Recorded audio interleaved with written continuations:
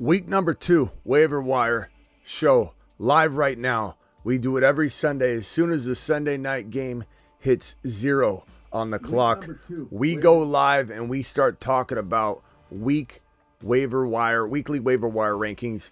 In this particular case, week number 2. So we're going to dig right into it. Who do you pick up? Who do you panic on? We're going to do a little bit of, panic chamber conversation, of course, answer some super chats, do some phone calls, but this will be very week 2 waiver wire specific. And you might say, well, what about tomorrow's game? What about the MRIs? What about the results? Well, the good thing about this show is that we reference the waiver wire throughout the entire week. So in a way, you get on-demand waiver wire rankings help all week long. In a way, nobody does it like this. I'm pulling up the waiver board constantly all week long. We adjusted it or adapt to something that's coming out. We'll put it on the board and I'll continue to show it throughout the week. So it's an ever-evolving waiver wire board. So you don't have to worry about watching one video and then consuming bunches of little pieces of content everywhere else to try and get your waiver information. I'll constantly be talking about the waiver board. The Fantasy Football Show, Week 2 Waiver Wire Edition. Cooper Kupp going to the moon edition. We'll talk about Puka Nacua. Kenneth Walker edition starts right now. Live from the FantasyFootballShow.com studios. It's the Fantasy Football Show. Live! Monday through Friday, 8 p.m. Eastern. Smitty is also live whenever news breaks. So let me just talk you all down. A lot of worried Williams, a lot of petrified Peters, a lot of anxious Anguses in the building. Puka Nacua is in some trouble right now. Went on a cart to the locker room. They did some tests. It doesn't appear that there's an ACL tear because they usually do some field tests. You can pull on the knee when it's in a bent position and see if there's any lax there. If there's lax, they know the ACL might be jeopardized and compromised. This appears to be something along the lines of let me get my knee model, along the lines of a patellar tendon issue and some soreness here. He's had this issue before. He, as I've said all offseason long, is one of the most aggressive wide receivers in the National Football League to his own body. And unfortunately, put your earmuffs on if you're a Puka Nacua dynasty owner, but he's going to have an injury-plagued career. He's going to have an injury-riddled career because he plays so aggressive. And I hats off to him. Okay, it's a great quality, but it's not something that's going to sustain. And he's going to miss time a lot because he'll literally dive on his arms. He'll put his body in jeopardy every time he's asked to do so. Let's get right into the weekly waiver wire show. The preemptive board, let me show that real quick. This was before week 1 kicked off. This is what it looked like. And it was an absolute gem in some ways. Likely, obviously, a home run. Fields, pretty nice home run. A.D. Mitchell, believe it or not, almost had 2 touchdowns and 100 yards. There were just 2 miscues that made that not happen. Yoshi Voss did not do anything. Burton did not do anything. Wilson got a touchdown. Leggett looks very intriguing. Whittington and now Demarcus Robinson become a factor. Wright was a healthy scratch, but I think people will cut him and he'll blow up. Ford had a nice little day. Touchdown. Chase Brown was non-existent, but I think people cutting him, it'll be a good opportunity to scoop him up. This is the preemptive board. Now we get into the waiver wire week number 2. I gotta edit this graphic here, don't I? It's just week number 2, and things are going to change a little bit. We're going to see a lot of the same names on this list, but this is the week 2 board. And basically, likely is probably, if I had to guess, the top waiver pickup of the week. I think there's some opportunity to overreact to Andrews being double teamed the entire game. Likely is used as a wide receiver though. And so my thinking here in talking to you guys about what I feel this situation really is when we get when we get down to the core of it is that Likely is going to be used as the second best receiver or first best receiver in some cases, even over Flowers, on this roster where Andrews is going to be and continue to be the tight end option. I think they locked down the tight end in that game. I don't think necessarily they're looking at like we are looking at it, or a lot of people are looking at it. I think the KC Chiefs locked down the Ravens tight end and they allowed the second best wide receiver to do his thing. So there really is opportunity, even though Andrews could maybe rebound a little bit and not be a bum or a total waste of space in your roster. There's an opportunity, but at the same time, we're looking at a situation where, quite honestly, I think likely ends up being some sort of wide receiver 3 in fantasy, even though he's your tight end, that kind of value. So he really does deserve, in some cases, a initiate full load drop. I'm only going to advise that if you can, win a league off of this. If you're potentially set up really strongly and you're sitting there asking yourself, do I win my league by securing this tight end move right here, right now? Do I spend the fab on him? Do I take the leap? Do I do it? Do I do it live? I don't know. It's kind of up to you, and we'll discuss that. There's a lot of different reasons why somebody might do a full load drop, full fab drop. Sometimes in your league, the most drop money is 50%. Sometimes it's 70%. So when someone says, Smitty, would you do a full load drop? I'm going to say, I don't know. Every time I'm going to say, I don't know. Only you can answer that. Historically speaking, has somebody dropped their entire 100 out of 100 or their entire 1,000 out of 1,000 on the free agent players that come out of week 1? If the answer is yes, then you do have to do a full load drop. And then it becomes a waiver preference in a way. So I would say that likely he's very much capable of being that league winner, that league savior. He's going to play wide receiver essentially for this Ravens team, even if Andrews does ball out, and he does kind of get the crown of the best pickup of this entire board. I'm certainly intrigued and very much like this value of J.K. Dobbins. Let me grab my red identifier here and go back so I can put this on the board and show you guys what I'm talking about as I speak. Fields is certainly the best quarterback pickup of the week. I think you could make a strong case for Baker. Baker continues to do well. I'll admit that I did not feel like Baker was going to continue playing as well as he played in this game. It's a matchup that was amazing, though. We have to kind of pump the brakes there. But I could understand if somebody's like, I don't know if Fields is even starting next week. And even though they won the game, this is a coach that clearly Fields won the competition between he and Russell Wilson in the preseason, and they still were going to start Wilson. If Wilson didn't get injured again or couldn't stay healthy, then we would be seeing Wilson in week 1 and not Fields. So I could understand somebody saying, give me Baker instead of Fields, because I don't know what's in store for Fields. Bo Nix, he had his moments, but definitely struggle bus type of week 1 for him. And so I think I'd stay away from that being my starter on any level. If you say, let's say you lost Jordan Love, I'd probably gamble on Fields. I bet you Russell Wilson's also available to cuff together and kind of, cuff that situation. I think Penix Jr. is going to become a hot topic in the next handful of weeks. I'm not saying that we're going to see a benching anytime soon of Kirk Cousins, but I'm also not saying that isn't going to happen, because Kirk Cousins could very well get benched at some point if they're losing games. All that matters is, are they losing games? If they're losing games and we get to like a two loss deficit, they're 0-3, guess what's happening? It doesn't matter how much they're paying him. They had the balls enough to take Penix Jr. when they paid Kirk Cousins over $100 million.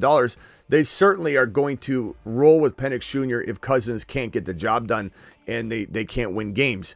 So Penix Jr. becomes a very hot commodity, let's say 2-3 weeks from now, maybe 1 week from now. Maybe Cousins gets injured in practice tomorrow. Maybe Cousins gets injured during the middle of next week's game, and then Penix Jr., everybody's racing week 3 to get him.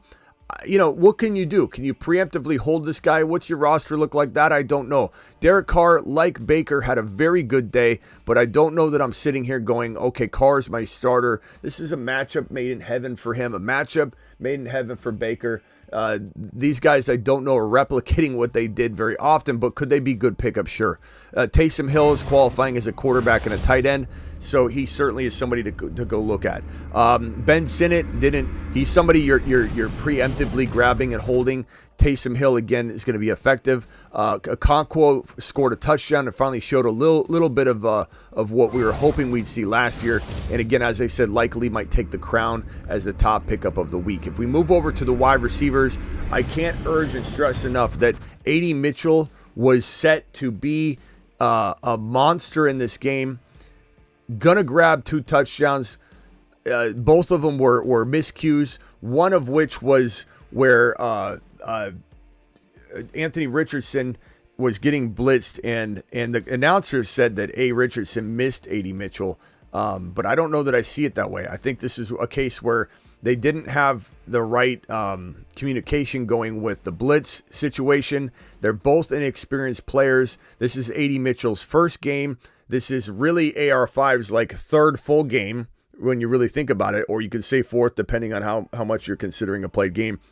So these guys are very inexperienced as it is, and then together the rapport's not fully there. So that first touchdown strike, miscue, overthrow by Anthony Richardson would have left this guy with 60 and a touch. And then there was another touchdown miscue that was Anthony Richardson's fault, where he overthrew A.D. Mitchell clearly, and A.D. Mitchell would have had 2 touchdowns and 100 yards. So very easy to say, oh, this guy's trash, because I'm a box score Bobby, and I just look at box scores. I don't look at context. All right, prepare for take 1. All right, action. He's a box score Bobby. He's a little sloppy. Box score Bobby. He's a box score Bobby. He's so sloppy. Bobby. So you could be a box score Bobby. I don't know. I'm here to talk you down from that. Just understand that A.D. Mitchell was eating. He was getting fed. It's just the plate got knocked over and he didn't get to eat his meal. That's what this is. That's all it is. You can either ignore it or you can take it in. Whittington and Demarcus Robinson are definitely 2 players you want to take a look at right now because of Puka Nakua's injury. Puka Nakua is we don't know how long he's going to be out. I imagine he's going to miss at least 1 game if there isn't some sort of bigger thing going on with Puka Nakua. Puka Nakua is definitely at risk of missing time for sure. He could easily miss multiple weeks. It just kind of depends on how this thing looks. The fact that he was walking on the sideline, eventually got carted off to the locker room, makes me feel like this could be a tougher battle, uphill climb to get back on the field than I think people realize. It's not something where he's like on the sideline, his helmet's on the top of his head, trainers aren't around him anymore, and it's like he's sitting out. Walker, that's Kenneth Walker. Walker was on the sideline. He wasn't getting tended to by anybody. He had his helmet on his head just kind of raised up, and he's watching the game, and there's no trainers around.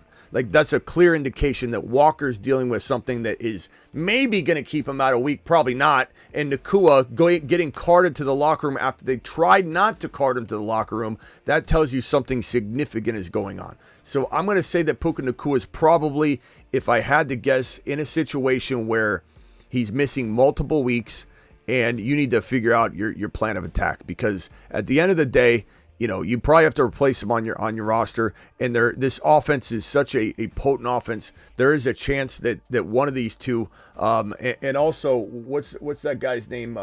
Tyler Johnson also could become a factor. Tyler Johnson looked really good in this game. He caught an amazing 63-yard reception where he manhandled about 5-6 defenders, and they just couldn't tackle this guy. So he's an interesting add as well. You could even throw him on this list. In fact, I will put him on the list. I'll put him like a little lower just because there's not really a lot to go on here. He's a nice prospect, but Tyler Johnson's hard to bank on. So I'll put Johnson down here at the bottom. Maybe he rises up as we research this a little more and we start hearing what the Rams plan to do with the position. Right now, Whittington feels like probably the guy. He's been the third wide receiver essentially. Demarcus Robinson has also kind of, it's tough because when a player goes down, sometimes a player is inserted into the lineup differently than you would see in the game. Meaning, like, Whittington's not the number 3. Demarcus Robinson's the number 3 right now. However, if Kupp or Puka goes down, it's Whittington that goes in and Demarcus Robinson stays right where he is. So it's hard to know the pecking order until the injury happens. So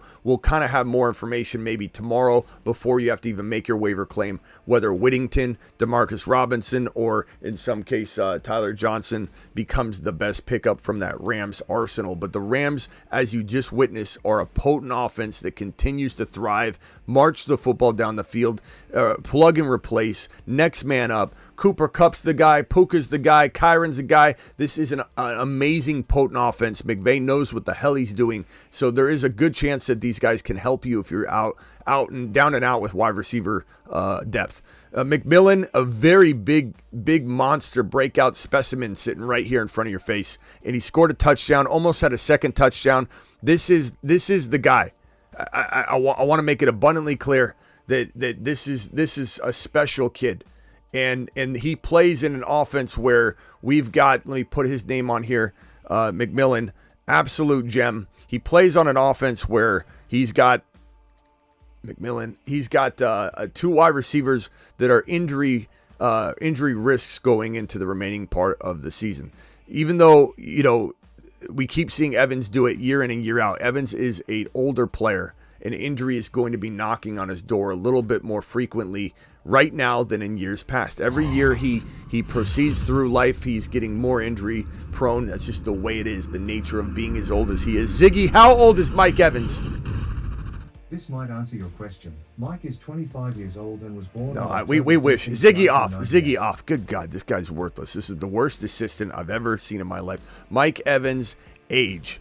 Let's find it. 31 years old, turned 31 in August. So, he's an old dog, and I'm not saying he's done, but I am saying that there's a very, very strong likelihood that he misses some time this year. And Godwin's always banged up. He plays through a lot of it, but he's always banged up. There's a world where what we just saw happen with the Cincinnati Bengals, or almost happened, where we're going to have Yoshi Voss as the number one wide receiver for this week one, and then Chase came back in the 11th hour, and he played limited. He did okay. We might see at some point McMillan at least the number 2 wide receiver for a handful of games, or maybe the number 1. He's a fantastic player. He's a specimen. He kept falling in the draft, and I didn't necessarily agree with it because I thought he was deserving a first-round grade. Dortch is a fantastic receiver, but I do think MHJ gets on his horse. I know a lot of you are panicked on MHJ right now. You're saying, Smitty, what do I do with MHJ? I'm a panic Peter. I'm thinking MHJ is not going to be the guy that we thought he was going to be. Smitty, talk me down. Talk me off the ledge. Let me just tell you something. We're 1 week in. We're 1 week into football. We had a half where people were telling me Kyron was trash. I'm done with Kyron. Can't believe Kyron scores a touchdown. Kyron starts to get more work. You got to calm down. And there's certain cases where if you aren't privy to the details, like that Kyron was wide open in the end zone at the end of the game, would have had a touchdown that would have very much salvaged his day. If this guy catches a touchdown in his rookie debut, I don't care if he has the 2 catches for what would have probably been about 11 yards, 10 yards total still. He had 1 catch for 4 yards. Okay, he had 3 targets, 1 catch for 4 yards. Had he caught that touchdown, I don't know if it was a 2, 3, 4 yard touchdown, 10-yard touchdown. I forget what the distance was. Let's just call it 5. Let's just say this guy had 9 yards and 1 touchdown. You would not be panicked at all. You'd say, I can't wait to see more. I hope he gets fed more, but a touchdown salvages the day. And let me give you a case in point. Diggs, 33 yards and 2 touchdowns. He feels like he was the Grand Slam winner at the wide receiver position, yet he had 33 yards, but the 2 touchdowns do that. I'm telling you, Marvin Harrison Jr. is one of the very best buy lows, if not the best buy low, walking into week number 2. And if you sleep at the wheel at this, you let somebody else take advantage of a buy low opportunity like this, where people are coming into my live stream saying, Kyler's trash, so-and-so over Kyler, so-and-so over Kyler. I like this guy over Marvin Harrison Jr. and Kyler. Marvin Harrison Jr. is a wide receiver 2. I like 4 rookie wide receivers more than I like Marvin Harrison Jr. I know some of that's troll behavior, but some of it's real panic. And we have so many panic Peters up in this chat right now. I know we do, and that's okay. I'm here to try and talk you down. But this is the best buy low in fantasy. And back to why I even brought him up is... Full load drop. Yeah, if he gets dropped, full load drop. I didn't mean to hit that button. But Dortch is a good pick, and so is Wilson. Wilson scored. Wilson I like a lot. These are 2 very good wide receivers, and there is a role for them in this offense, even if Harrison gets back on his horse and does good things. Dotson's a good go-get preemptive, go-get. Naylor, Jalen Naylor proved that he is the wide receiver 3, and now with Addison injured, this is a great pickup. In fact, I wouldn't even be opposed to putting him higher on this list, like maybe he's going up around this territory. Naylor's certainly capable of that with Addison being banged up. We'll put him right here for now. We'll put Dortch down here because I do think Kyler goes and grabs a kung fu grip of the targets. Yoshi Voss, you know, maybe you don't own him right now, but monitor him. He's still the number 3 wide receiver, and once he gets more attention pulled away from his direction, we might very well see Yoshi Voss do something significant later. He's still a good pick up and hold in deep leagues, maybe, and a guy to monitor. Leggett, I think it's going. This guy's a specimen. Alec Pierce, I don't know how much I buy into him being a consistent guy in this offense, but I think that he did have good rapport with Anthony Richardson. It looked pretty good. Brandon Cooks always seems to score a touchdown every once in a while, so he's a good go-get. Tyler Johnson, again, one of the Rams wide receivers that he had a big, huge 63-yard reception. Shaheed, obviously, he's really solid. I wouldn't even be opposed to putting Shaheed here and Dotson here because Dotson's more of a monitor right now. Burton, I like Burton a lot, but he's fallen out of favor in Cincy, and if Yoshi Voss can't even get work and he's the 3, Burton's got to fall here. Reynolds is decent. Wicks is somebody that you don't need to pick up right now, but if an injury occurs to the wide receiver room, he will rise up, but without Love, it's not the best situation. Anyway, if I had to pick one of these wide receivers as being the most league-winning potential receiver, it would be A.D. Mitchell still, who had nearly 2 touchdowns and 100 yards if you look at the context. Fields, again's my top QB, just like he was in the preemptive waiver wire show before week 1 kicked off on Thursday, and Likely's my number 1 tight end, just like he was in the preemptive week 1 waiver wire show that posted well before the Thursday games of week 1 even got close to kicking off. At running back, J.K. Dobbins, I owe J.K. Dobbins an apology because I said he wouldn't do anything in this game. I said he was going to get hurt right away. Now, let me just preface by saying, while I do say attaboy JK, while I think Dobbins is a fantastic pickup right now, I would strongly consider trading him before 7-8 games is up because he still is, by my indication, one of the most injury-prone, if not the most injury-prone running backs in the National Football League. But I truly think that there's an opportunity here where he's going to feed, he's going to feast. He's a traditional 5.5 to 6 point yard per carry running back. He had an Achilles tear, so I don't think he stays healthy. Coming off that is brutal. A lot of people tear their other Achilles when they come back too soon. And even if they look good for a little while, they're still putting their body at risk. You don't know what the other Achilles looks like as he's doing this and rushing back. He's certainly rushing back because you're nowhere near 100% until 1 calendar year after your Achilles tear. So I'll take a lap on the initial week 1 of this, but I do believe we'll be on the right side of history in that we need to get rid of him on the high. He's a great pickup.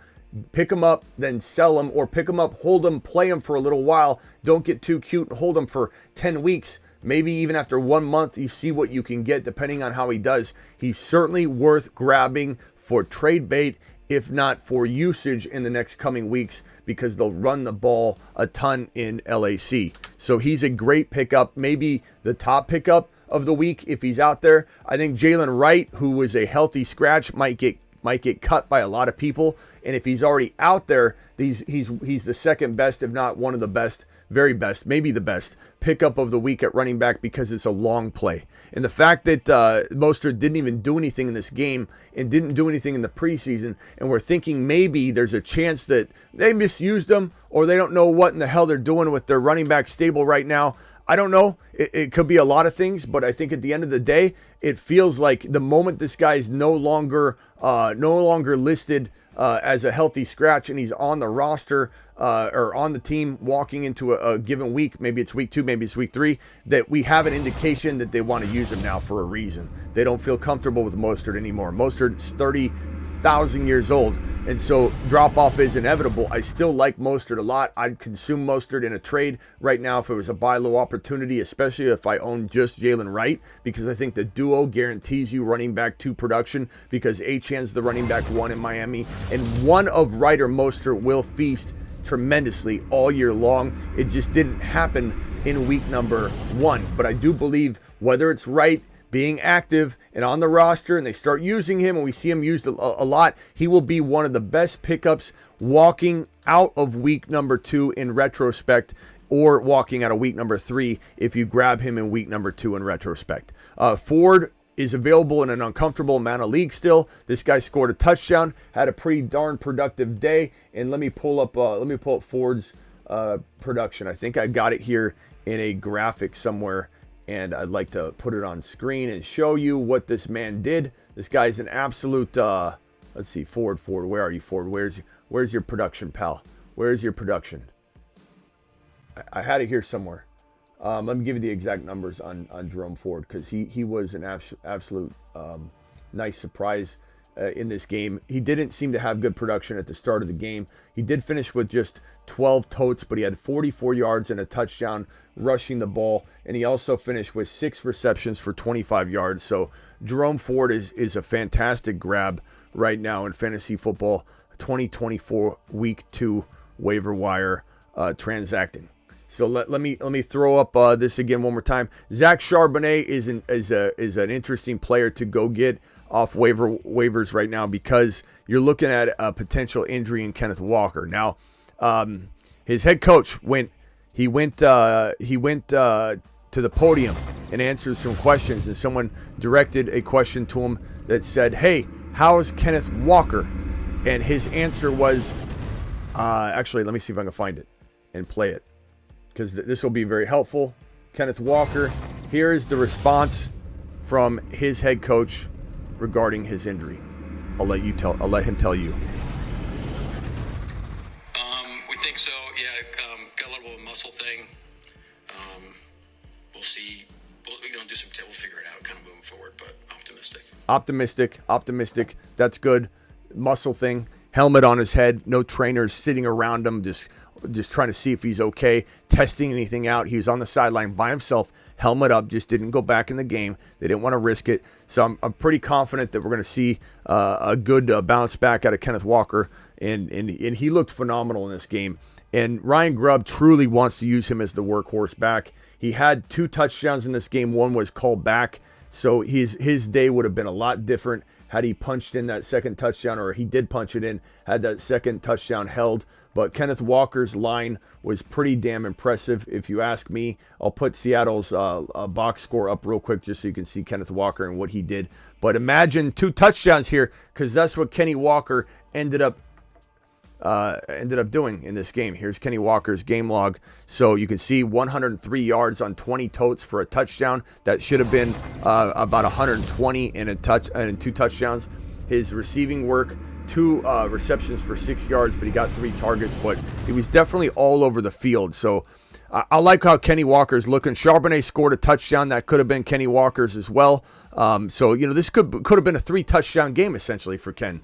And I think he's an absolute league winner if he stays healthy. But Charbonnet needs to be cuffed.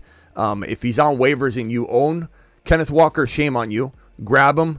I don't know what kind of low drop you got to do. It depends on the health and the status of Walker prior to you submitting your waiver claim. But you need to grab Charbonnet. And if you don't own Walker, he's a fantastic grab. Jordan Mason is an interesting player that we need to keep tabs on, because Christian McCaffrey is still very much up in the air for week number 1 on tomorrow night's Monday Night Football game. Let me put up, I had a piece of news somewhere on Christian McCaffrey, but everything's just stating he's still very questionable. I know a lot of Niner communities and Niner fan bases are saying he's fine. Shanahan, anytime someone's questionable, they 90% of the time play. I don't know if that's an entirely accurate stat, but that's what Raj told me on a live stream. Our boy RSF 49ers on Instagram when we were live earlier tonight. He said, I think he said 90%. Anybody there remember exact phrase? I think he said 90% of the time when Shanahan lists someone as questionable, they play. Not saying that that's something you can rely upon. It's just what he said. And I know that they're very optimistic in the Niner community that he'll play, because if he doesn't, they're petrified. They're upset, and I get it. I would be too. But this guy's questionable at 28 years old with a calf strain that hasn't necessarily gone away. And I think the Niners are reckless to throw him out there because what's one game? It's a tough matchup. He's going to get beat up and abused against the Jets. And so you're really going to throw him out there when he's barely ready, even if he's kind of ready and he doesn't feel anything. You're batting blind because you can't simulate, nor would you want to if you're resting somebody on the sideline trying to get him into the game. You're barely doing anything with that player. So he's doing light work. He's not practicing exploding normally. And more importantly, when you tear something when you're trying to get over, let's say, a calf strain, and you tear it even worse, and you get way past ground zero, you go backwards. You don't just get back to where you were. You end up going way beyond that and tearing it. The way you normally tear this is unplanned, unprovoked movements and flexing and exploding. Think of it like if anybody's ever had some sort of injury while they're running and they step on a crack or the curb goes like this, so cars can drive up on the slanted curve. Whenever you go into this different uncontrolled territory and you're flexing those muscles in different ways, that's when you feel the tear. That's when it pops back. So this guy running straight, doing exercises, rehab, isn't going to put his calf in a situation where he's going to really tear it again. What's going to happen is when he's carrying the football, running into a 300-pound lineman and another 300-pound lineman hits him from the other side, and he's forced to flex and plant his leg in ways he's not expecting and firing that calf off in a way that you can't simulate in practice. This is risky. I think if you're Shanahan, you're putting your whole season at risk for one game. Let him sit one more game. Now, do I know if he's going to play? I would just say this. I would say if you have Christian McCaffrey and you don't have Jordan Mason, your mother's ashamed of you. I'm ashamed of you. Go get him now. Like, you can pick him up. And this is the unique part, is this game hasn't happened yet. The problem with this is most of you'd have to have another player going tomorrow night to be able to drop anybody in a lot of your leagues. Now, some leagues will allow you to drop a player that's already played. So you need to maximize the rules and benefits of your league. If your league will allow you to cut even a kicker that has already played and pick up a player that has not played, some leagues allow that, some leagues don't. Test it out. See if it says, oops, you can't pick up this player because he's currently playing. Try it. Maybe you'll be shocked that your league actually allows you to cut a kicker who already played to pick up Jordan Mason. If Jordan Mason's out there, you need to grab him. He's out there in an uncomfortable amount of leagues. And if you own Christian McCaffrey, what in the hell are you doing? Because you need both these guys walking into Monday night to make that decision. And quite frankly, we've been talking about this all offseason. You might say, I can't hold three guys for one spot. Well, that's not my fault. You need all three of Guerendo, Mason, and McCaffrey to properly prepare for anything that comes your way in order to guarantee yourself 49ers starting running back production. And somebody else is going to get Guerendo later. Guerendo's probably the later on cuff that you need, and Mason's clearly the now cuff that you need. So if you want to protect this thing fully from front to back, you need both of them. If you can't afford to do that, you're in a league with small benches, then I don't know. McCaffrey was kind of a risky pick for you if that's the case, because he's dealing with an injury that has been lingering. Any kind of injury that doesn't go away in the amount of time that McCaffrey's been sitting out, and it's now deemed a Achilles calf injury, not to say he re-injured something, but they're actually giving us the actual honest designation, which is a calf/Achilles. Your calf goes into your Achilles tendon. So here's your knee, here's your calf down here, and then if this model were to extend down to the ankle, where your calf turns into your Achilles, that is a transition there where people will say, well, that's kind of both. It's kind of a calf/Achilles injury. And this is what Aaron Rodgers had. He had that sleeve on his leg, and we're like, oh, he's got a calf injury, right? He's older. He goes out there. He tears his Achilles tendon. It is definitely an injury that can happen to younger players, a la J.K. Dobbins, but it is certainly a very high risk for older players that have worn out their Achilles over a long period of time. Achilles tears aren't always random snaps of, oh, that was just an awkward, strange, random occurrence. It usually is more to do with wear and tear, the way that the player goes heel-toe, how much force they put on different parts of their foot over a long period of time, how do they run, how much abuse have they taken, and if he's got some sort of vulnerability, it's only going to get worse. It doesn't go away. Look at Greenlaw during the Super Bowl. He was just running out onto the field, and his Achilles was ready to bust and burst anyway. So you don't know what's going on in this situation, and having this man walk out there is a mistake. Make sure Mason isn't available. He is a league winner. This is a tough conversation to have. Justice Hill looked fantastic in this week 1 outing against the Kansas City Chiefs on Thursday night, and we're here to have a very, very tough conversation. This is something that we've talked about throughout the offseason. It's very uncomfortable. Your boy came to you about maybe 2-3 weeks before heavy drafting was partaking, and I said that this offensive line is so concerning. It's time to have a conversation about whether Derrick Henry should be in the panic chamber, whether the entire Ravens offense should be in the panic chamber. And Derrick Henry is certainly in the panic chamber right now because his backup running back, Justice Hill, has taken over the PPR work.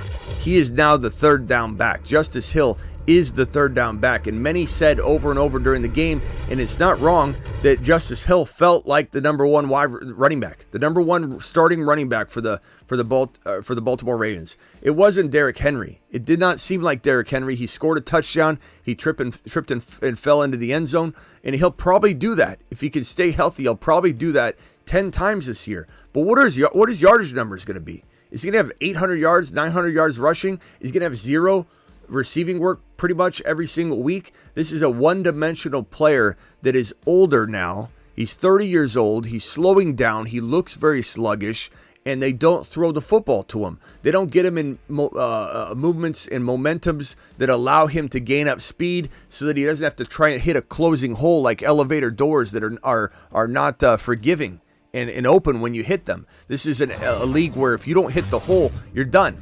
This is why Jalen Wright's so exciting, because Jalen Wright has the fastest 40 time for the first 5 yards of the 40 than any of the prospects coming out of college football last year. So Jalen Wright is a guy that can hit the hole quicker than most running backs in the National Football League. Now, that's why Jalen Wright's so explosive. That's why Jalen Wright has this win-a-league potential here at the top of this running back board, even if you have to wait 2 weeks. Just because Dobbins is in there now doesn't mean Wright can't win your league when you need it. Dobbins is great. I pick him up. I trade him.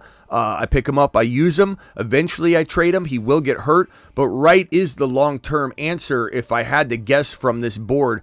Hill is a nice addition, but I don't know that Hill feels like he's going to be a guy you're starting week in and week out. You're going to weigh it out if you've got injuries, bye weeks, or a weird matchup or two. But Hill is definitely a good PPR pickup. He's a fantastic grab for Henry owners trying to stave off the risk that is sitting here in front of their face now. Do I trade Derrick Henry any chance I get? Yes, I do. Hard to know what you can even get at this point. But there are always going to be buy lows. We're going to have a buy low edition probably tomorrow or the next day. Guys like MHJ, guys like Tank Dell, guys like Kyron, guys like Gibbs even, who had kind of slow, mediocre days. We're going to have a plethora of players to go buy low. And maybe Henry won't get it done because he's also a buy low to some people. But maybe you can do a package deal. Maybe you got Fields and the person you're trading with doesn't have a good quarterback. There's a lot of ways to figure out how to buy low and sell high, and we're going to take care of it. This guy is definitely not somebody I'm buying. I'm trying to sell in a package deal any chance I get. And Justice Hill needs to be grabbed, and he's got good trade value. Chase Brown could be cut in droves walking out of this week, and he's still available in an uncomfortable amount of leagues. I say uncomfortable because I still believe in Chase Brown.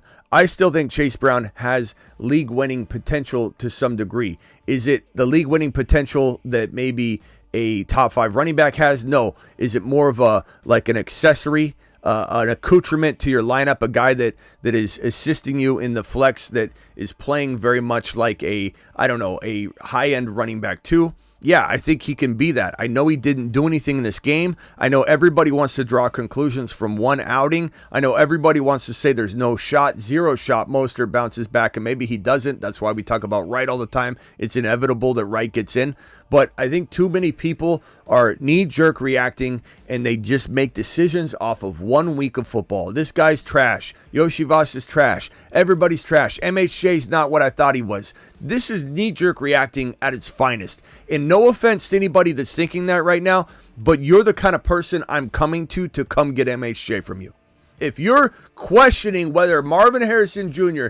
is going to eventually be a stud, I'm coming to you and I'm trying to get him. You need to relax on the players that you believed in walking into the season. Now, if you had a Zamir White and you had doubts about him and you walk out of week number 1 and you say, yep, Zamir White didn't do it, then that's different. You've got confirmation on something you already believed in. It's a little bit stronger case to make a real quick knee-jerk reaction. And there are some cases where we're wondering if someone's going to do well. We think they could do well. And Stevenson goes out and becomes a monster again. Now that's enough confirmation for me to say, hey, 1 week, I'm fine with taking that 1 week of information and saying, you know what, Stevenson's here to stay.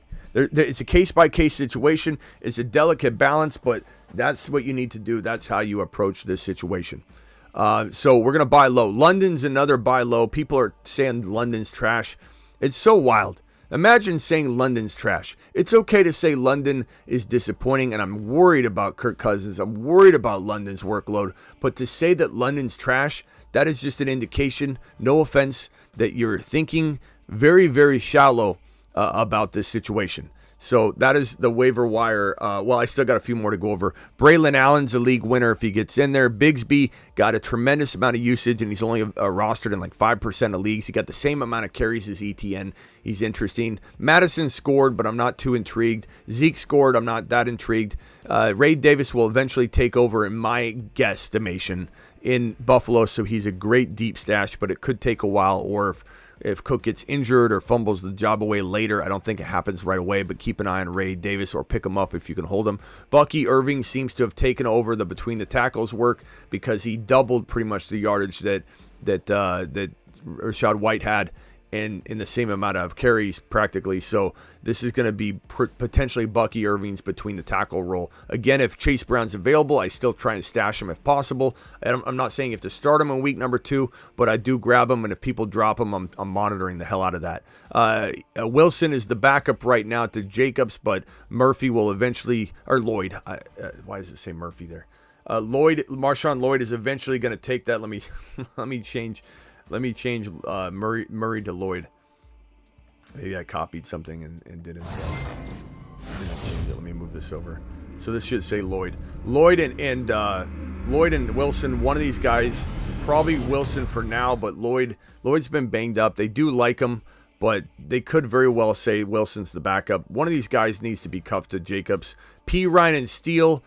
Honestly, P. Ryan's probably the safer cuff right now, but at the end of the day, I don't know what it is about Steele, but I think Steele is going to just start a handful of games this year. I'm not saying he's going to become the starter full-time by any means, but I could just envision the story of Steele scoring, multiple touchdowns in a 2-game span, and he's the savior. The fan base loves him, and he becomes the goal line back. P. Ryan's going to definitely, let's say Pacheco went down. P. Ryan would be the PPR guy.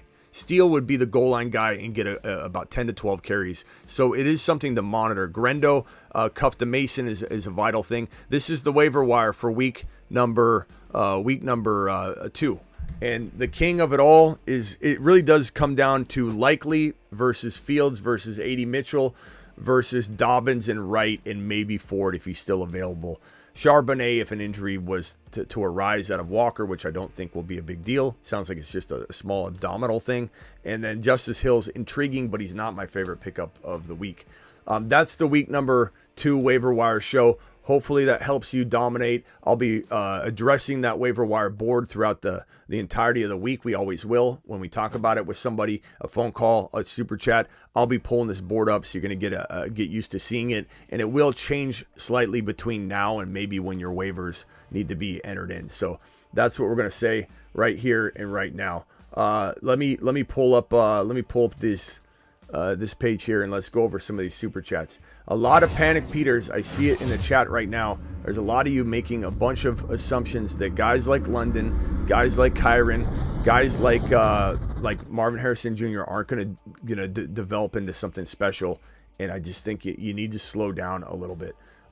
Myra, appreciate your $20 hauler. Let me give you a Mars shot for this one.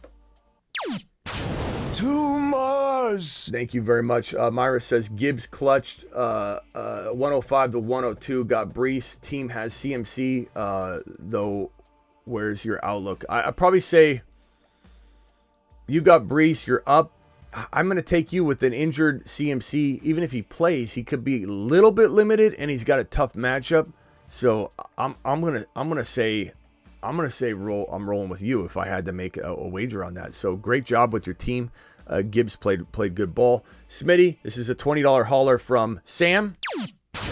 Too much. Thank you, Sam. Appreciate you. Sam says the following. Sam says, Smitty, thank you. Had Walker, Sharps in 2 leagues. Walker solo in the 3rd. My Smitty senses were tingling before the game, and I got a last-minute trade for Charbonnet 10 minutes before the game started. In Smitty, we trust, Moonman. Thank you. Appreciate you, Sam. Sam, good job with that. Nice job to cuff. That's a really smart move. This one from Ian. Ian says, Worthy and Devontae for Amon-Ra.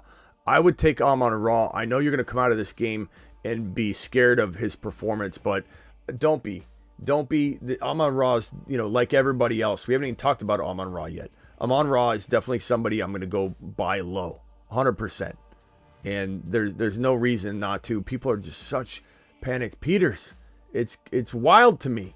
Let me pull up Amon-Ra's final stat line, because quite honestly, I know in that overtime I didn't know if he had caught a pass or not. So 3 for 13. That's not good. The Amon-Ra owners panicked, and Worthy's blowing up. I'm definitely taking Amon-Ra. Would you try and pull a JMO for Sun God? No. I love JMO. He's a big show favorite. Like, I think we're as high on JMO as anybody. JMO's fantastic. He's been an amazing player to grab, scoop up, and have as your wide receiver 3. In best ball, I have so much ownership of JMO. It's crazy. I've got him in so many leagues. My percentage of ownership is insane. Love him, but this is not the move, bro. Do not give up on Sun God, who some argued before week 1 was the number 1, number 2, or number 3 wide receiver. Some would argue that coming out of week 1, he could be traded for JMO, who had an amazing day. We love JMO. JMO did his thing, but we got to be careful. This is the definition of a knee-jerk reaction. The definition of a knee-jerk reaction. I'm old Greg. Don't do it. $4.99 hauler. Smitty have Mahomes, T-Law, CMC, Achane, Wright, Mason, London, Devontae Smith. Trade CMC, Mason, and Cooper for Chase and Gibbs. I probably would. I'd rather have Chase and Gibbs at the end of the day. I think Chase is going to be a value right now. I very much think that's a good move. Another one by Myra. Appreciate you. Got London and London for Terry and Ford. What do you think? Yeah, I think that could go either way. So it's not like it's 100% like slam dunk because I like Terry still. I think Terry's a good buy low. I like Ford a lot, but give me London. I believe in London. I am not judging London off one game. That is an absolute smash. And here's your Mars shot. One more time. That is a good trade.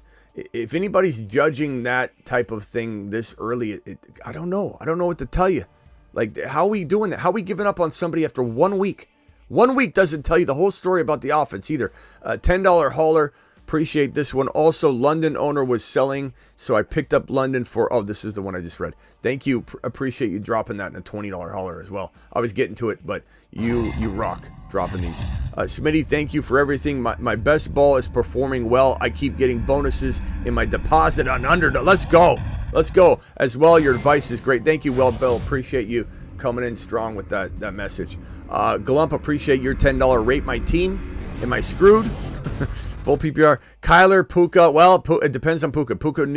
Nico is great. Bijan, he's fine. Mostert, as long as you have Wright, I think you'll be okay. If you don't have Wright, then that was a mistake. You need to grab him.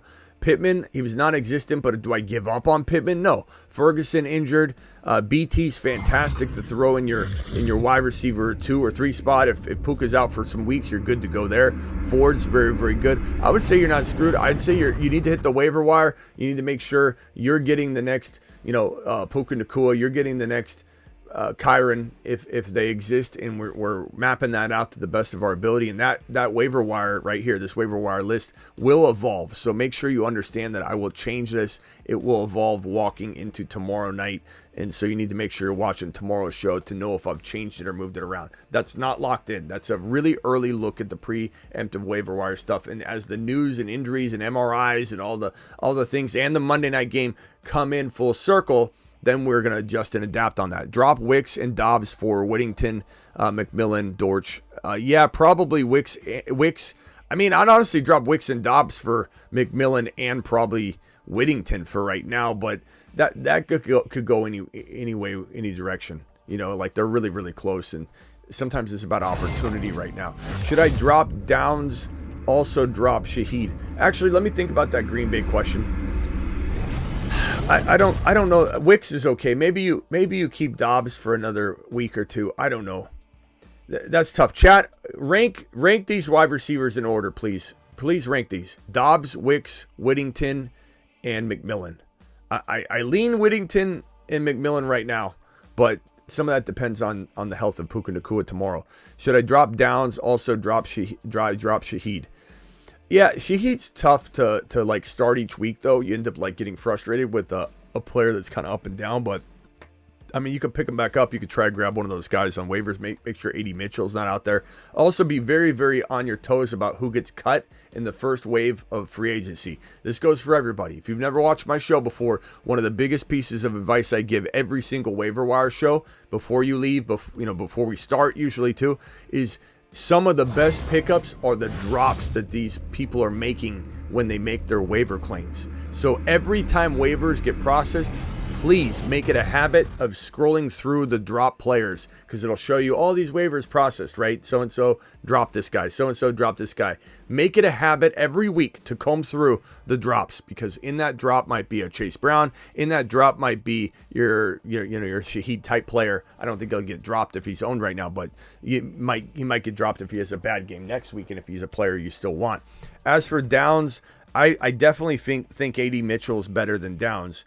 And I think he's getting kind of fast-tracked into the offense, and he won't be removed from the game plan. So I still very much like AD more than Downs. But Downs is pretty good, but am I holding him? Am I starting him? Probably not. I'll say it again. I got Kupp in the 6th round. Kevin, Kupp is a league winner, and Kupp is going to win so many leagues. He was an absolute gem tonight. I traded for him before week 1 kicked off. I traded for him last night at midnight. I gave up a future 2027 first rounder in a league, and I love it. Just because I can win now in that league. I got Achane, I got Kyron, I got Breece Hall, I've got JD5, I've got Debo in that league, and I wanted to win now, so I went ahead and got Cooper Kupp, and I feel like I'm going to smash this year because of it, and he might have 2 years left, at least a year and a half left probably. Trade Derrick Henry, Mark Andrews for Bijan. Yes, in a millisecond, Alan. In a millisecond, I'm smashing that trade. Appreciate you. Should I trade Olave, Godwin, and Andrews for MHJ and Kelsey? I would probably say yes, I would. I would do that. That's a tough one to evaluate, though. I'd hesitate for a second. Hurts, AJB, Debo, Kyron, Ford, Rice, Kincaid, Chase Brown, Ridley, Corum, Shakir, A.D. Mitchell. Any trades or waiver moves? I'd probably say, with this team, I'm not cutting any of these players, but maybe Jaleel, if like Ford was out there or Wright was out there, I'd probably take Jaleel, or drop Jaleel and pick up Wright. I'd certainly pick up J.K. Dobbins as well. So J.K. Dobbins and Ford and Jalen Wright would be the guys I'd pick up. You already have A.D. Mitchell. Don't drop A.D. Mitchell. As far as trades, I mean, you could maybe trade, let's say, you got Ford already. You could maybe trade Ford off of a nice game. I'm not opposed to that. And Ridley or Ford, and you kind of got to wait on Chase Brown and Ridley. I don't know that they're going to get you much right now. I think, Shakir and Ford for like one slightly better player. I don't know you're going to pull it off, though. I think you got to wait and let this thing play out. No one really has any value right there. No offense, but you don't have much to work with. Thank you for the $10 hauler. You got to let these guys like Ridley and Brown do something before you can do any sort of 2-for-1. But hold off. Don't drop Chase Brown yet. Evening, Smitty. Should I bench non-scary Terry? Looks like JD5 is the Lamar of the NFC. Anthony, give him some time, my guy. JD5 is one of the best passing quarterbacks in the National Football League, just in waiting. He's just in waiting. He's learning. He did very well in that game. He ran well. He's going to have some moments, but he's learning. I would not give up on McLaurin, honestly. I'd probably trade for him more than I would trade him away. Half PPR trade Harrison for Devontae Adams. You're saying Devonta. Do you mean Devonta Smith or do you mean Devontae Adams? I think you mean Adams because you said Adams' his last name, so I'm going to go with that. I'm going to say give me Marvin Harrison Jr. over Devontae Adams and Devontae Smith. So there, I'll answer both questions. Fred, appreciate you dropping a super chat. There's nothing attached. I'll try and look for that in a bit. If there's some other question you have somewhere out there, you got to put it in the super chat. Send Jacobs with a flyer for Ramondre Stevenson. I think that's safe. As much as I do still like Jacobs a lot, that's a safe move. I'm fine with that. JF21, I have Reed Watson on my bench. Is Watson worth dropping for a backup tight end or another wide receiver? It depends on who it is. Like if you're dropping Watson for Likely, sure. If you're dropping Watson for Dortch, I don't know that. I mean, I guess they're pretty. I would probably say keep Watson. I think Watson's got a lot of upside, and I still think he could be really good once Jordan Love's back, and Jordan Love could be back in 3 weeks, not 4 weeks. We'll have to see. What should we think on Marvin? We're buying him. We're buying Marvin at every turn. Marvin is going to be one of the best values buy lows right now. He's still an absolute gem and a marvel, and there's nothing wrong with him at all. He didn't get targeted. I don't know what to think about it. I don't think it's something that we're going to see consistently happen, but you expect them to get him involved. Do I send Aaron Jones and BT for MHJ? I would, personally. I would take advantage of that. I think that's a great trade. I like your team. You got Likely, you got Puka. It sucks that happened, but you got good wide receivers still. I would go ahead and take that gamble personally. But I wouldn't be opposed to somebody holding it either, but I would do it. I own Wright. Other trade for J.K. Dobbins. I own Wright. Other trade is for So Wright for J.K. Dobbins. Murph, I don't. You have to give me some context there. I'm already well past your super chat. The other one probably know what we're talking about. But if you're asking me, would I trade Wright for J.K. Dobbins? Again, if we look at the waiver wire, they're neck and neck for me. I don't even know that I'd say J.K. Dobbins is higher than Wright. I think they're pretty much neck and neck right here. I'd rather have Wright long term. I'd rather have Dobbins now, and I would trade Dobbins. I'd probably trade Dobbins for Wright and something if I could do that. But certainly think that there's opportunity for both those guys to earn their keep there and be one of the best pickups of the year. Brother got Brees versus CMC. I have Brees up 3. What do you think? Also received London. I give Ford and Terry. I would take London personally. I take that gamble. And if I'm you, I'd rather have Brees Hall than a banged up Christian McCaffrey going up against the Jets. So I'm going to say I like where you're at with that. So nice job with your team. Drop Hopkins and get Dobbins. I would say yes, and then you trade him for sure, or you hold him. You hold him and play him for a while, but look to trade him. If I trade JMO for Sun God, not the other way around. Okay, yeah, you're not going to get that though. You might have to offer it and see, but he might laugh in your face. I mean, I know I would laugh really hard. I would say, don't ever send me another offer again. You're wasting my time. That's what I would say. But, bro, I've had people come back to me and say, I got it, Smitty. And then I'm like, holy crap. So if you think you can get it, do it. But you're going to have to give up something more. To give you an idea, in Dynasty, you'd have to give up like multiple first rounders to get that trade done. And I don't think in a redraft we're talking about this being, any closer. It's just, it's different, different capital that you're giving up. Anthony, Smitty, who's scoring in tomorrow's game need a lock? A lock to score an anytime touchdown in tomorrow's game? I would probably say Debo. I'd probably say Debo Samuel. Or maybe Kittle, but Debo Samuel feels like a lock. I mean, I'd say Christian McCaffrey if he was healthy. This super chat, appreciate you, 279. I don't see a question attached to it. You got to attach a question to it, guys. I'll try and find it after when I go through all this, but I have to then search and sort and try and find a question or look for all your messages. Love Saquon, Bijan, London, Devontae Smith. Christian Watson, JD5, Gus Bus, Worthy, Higgins, Coleman, McCaffrey. Who do I trade for Hurts and MHJ?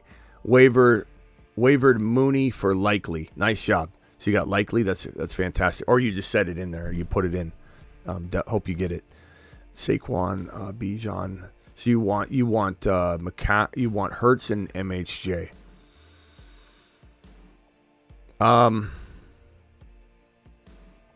Hurts and MHJ. I get, like, unfortunately, to do this, you're not going to get rid of Higgins. I mean, McCaffrey could get you that, but I think you could even get more. Even injured, I think you can get more. So I would entertain something if you got a lot more. Worthy's going to probably have to be involved. And I know you don't want to get rid of him, but he'd kind of have to be involved. Worthy for MHJ, maybe someone's going to take Worthy straight up. And I know that's ridiculous that we're there, but we are. People are going to say that. So then it's like, is JD5 enough? Is Higgins, Worthy, and JD5 going to get you Hurts and MHJ? I suppose I would throw that at somebody. Personally, I very much believe in Hurts and MHJ, so I'm fine with it. Here's the other super chat. Appreciate you. You think J.K. Dobbins is a pick and to drop him for Javonte? I would definitely drop Javonte for J.K. Dobbins. I think he is a great pickup, and I already said that I take a lap at least initially. I think he does get hurt, but I didn't think he'd look as good as he does right now. And if J.K. Dobbins is out there, he's going to be potentially a amazing trade piece to get something that helps you win a league. And if you can use him for 3 or 4 weeks before he gets injured and you trade him away, then I like that too. And if he doesn't get hurt and he plays all year long, I'll apologize to him personally. Pick 2, Pickens, Denver, or Terry versus New York, or J-Mo versus Tampa Bay. First of all, J-Mo's the lock, okay, what he just did. I'd probably go Pickens at the current... No. Scary Terry against New York. Scary Terry against New York and J-Mo versus Tampa, and Pickens unfortunately hits the bench in this particular situation. Chris, appreciate your thoughts on Tony Pollard. I think he's intriguing right now. We loved him last year, so part of me is like, am I too hard on him based on coming off the injury last year, the tightrope surgery? I don't know. I'm very hopeful that he continues to do well. I'll be the first one to admit that I gave up on him too quickly because I was so hyped on him the year prior. And I think maybe I've got PTSD. I think maybe I've got some bias and some anger toward him that I'm angling toward him. I could definitely be seeing this a little bit cloudy. I'll admit that. There's certain players that happens with, and that could be one of them because we were so high on him. But I would say I don't know where I value him yet. Let me digest it a little bit. JT Walker, Stevenson, Algier, Dowdle, wide receiver Puka, Evans, J-Mo, AD, Cooks, Higgins. Could get Charbonnet. Yeah, you should probably get Charbonnet. How could you get him? I don't know. I don't know that you're going to be able to trade anything but Dowdle, and Dowdle didn't do well. So I doubt you'll get him for Dowdle. Higgins, maybe you got to do some sort of 2-for-1. Like you get Charbonnet and a player for Higgins. You get Charbonnet and a player for I mean, what do you do? What do you do? You can't trade Evans. You can't trade J-Mo. Cooks. It's probably got to be Higgins or Dowdle. I just don't think Dowdle's going to get you anything. Rock out now. Dowdle's not going to be looked at as a hot commodity right now, especially with Zeke getting the touchdown. I don't think you can get him unless you do some Higgins deal. And who wants Higgins right now too? But 1-0 at a cost, lost Walker and Puka. Hopefully you didn't lose Walker for very long, and hopefully Puka's only out a couple weeks or a week.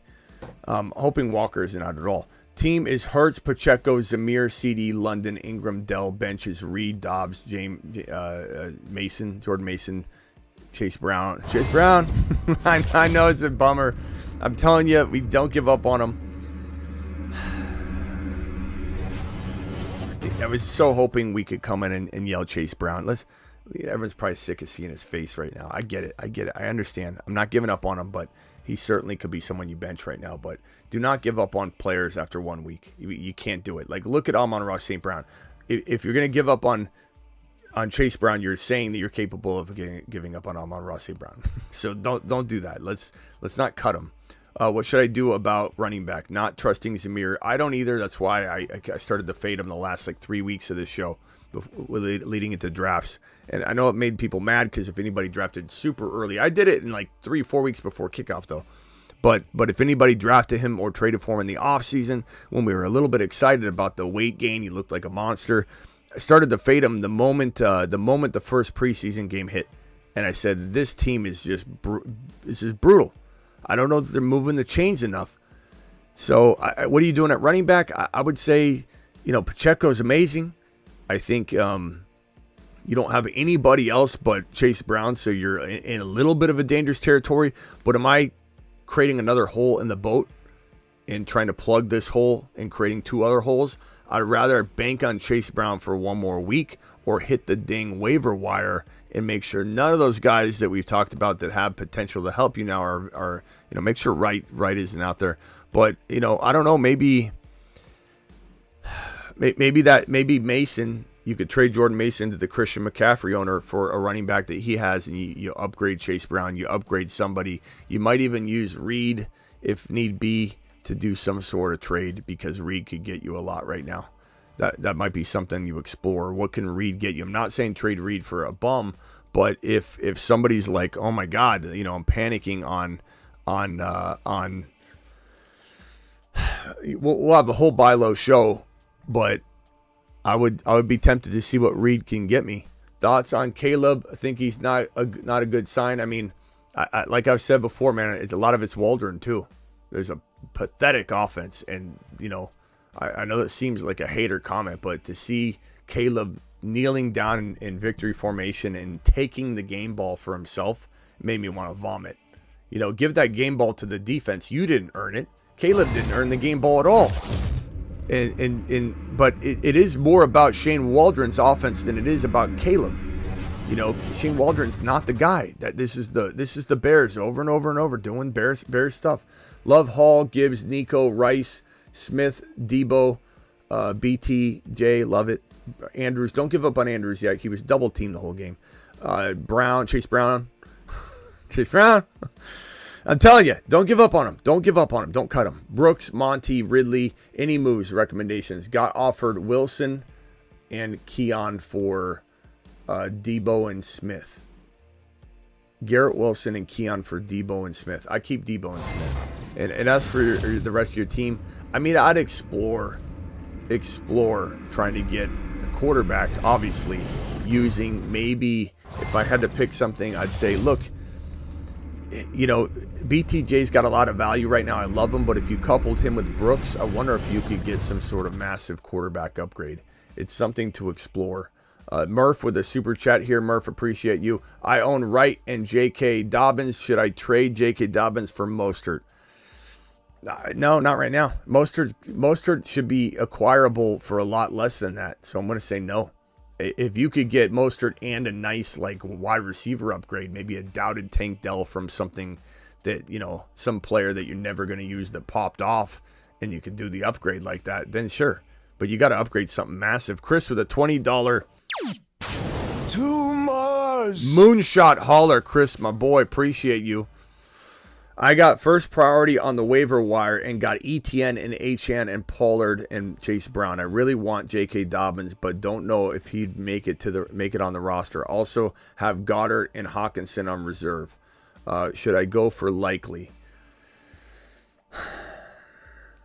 I mean, you're set at RB, so I'd probably say J.K.'s got a lot of value though. But so does Likely. I'd probably take Likely if it's me. If put in a claim for both, so you get one of them.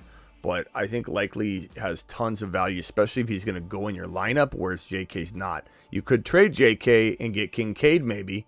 I wonder if you could go to the Kincaid owner and tell them, that's what I'd do, bro. Go to the Kincaid or McBride owner, both of them, and say, if I got JK on waivers, would you trade me straight up and get a trade set up? But I also do Likely, though. That's a good idea, though. Let's see. Mom says, should I trade Aaron Jones for ETN?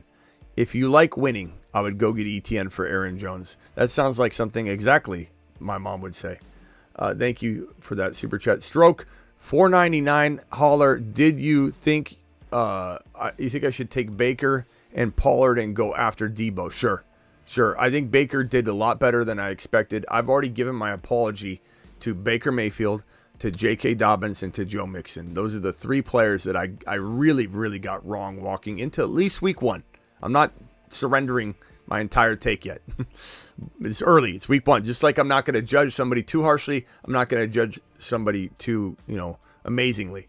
So, but I have admitted the 3 big mistakes probably, if I had to pin them down. Mixon, and I think he gets hurt eventually, but he's playing great, looks great, and I didn't think he had it left in him because he showed signs of decline, physical decline, visible decline. But he must have been playing hurt and he healed up. Mixon looked great.